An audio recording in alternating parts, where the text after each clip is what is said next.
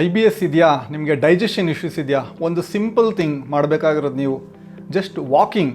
ಈ ವಾಕಿಂಗ್ ಅನ್ನೋದು ತುಂಬ ಸಿಂಪಲ್ ಅನಿಸುತ್ತೆ, ಬಟ್ ಇದರ ಒಂದು ಅಮೇಝಿಂಗ್ ಎಫೆಕ್ಟ್ಸ್ ಅನ್ನೋದೇನಿದೆ ಎಸ್ಪೆಷಲಿ IBS ಸಿಮ್ಟಮ್ಸ್ ಇರೋರಿಗೆ.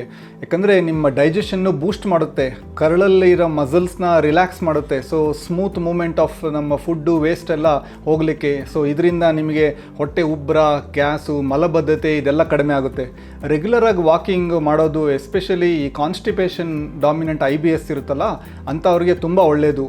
ಎರಡನೇದಾಗಿ ನಮ್ಮ ಕರಳಲ್ಲಿರೋ ಈ ಗುಡ್ ಬ್ಯಾಕ್ಟೀರಿಯಾ ಅನ್ನೋದೇನಿರುತ್ತೆ ಅದನ್ನು ಇದು ಇಂಪ್ರೂವ್ ಮಾಡುತ್ತೆ. ಈಗ ಎಲ್ಲ ಥರದ್ದು ಒಳ್ಳೆ ಬ್ಯಾಕ್ಟೀರಿಯಾ ನಮ್ಮ ಕರಳಲ್ಲಿದ್ದಾಗ ನಮ್ಮ ರೋಗ ನಿರೋಧಕ ಶಕ್ತಿನೂ ಚೆನ್ನಾಗಿರುತ್ತೆ, ಡೈಜೆಷನ್ನು ಚೆನ್ನಾಗಾಗ್ತಾ ಇರುತ್ತೆ. ಆ್ಯಂಡ್ ಲಾಸ್ಟ್ಲಿ ಏನಂದರೆ ಈ ಸ್ಟ್ರೆಸ್ಸು ನಮಗೆ ಈ ಒಂದು ಒತ್ತಡ ಅನ್ನೋದನ್ನು ರೆಡ್ಯೂಸ್ ಮಾಡುತ್ತೆ.